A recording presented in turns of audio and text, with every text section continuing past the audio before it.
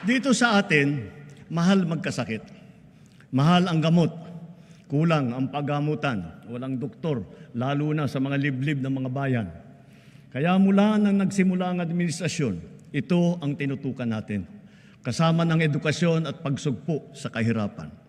Sa loob ng 3 taon, pinarami natin ang mga pampublikong ospital at specialty center.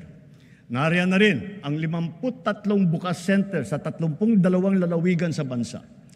May libreng check-up, x-ray, lab test at iba pa. Ito ay para sa agarang serbisyong outpatient na hindi na kailangan magpa-confine pa sa ospital. Asahan ninyo, marami pa ang ating bubuksan na bukas.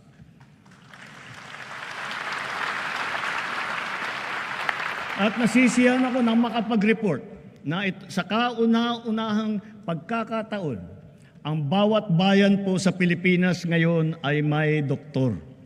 Mayroon ng magiging tagapag-alaga. Mayroon ng tagapag-alaga ng kalusugan ng mamamayan sa inyong lugar. Lahat po tayo ay miyembro ng PhilHealth.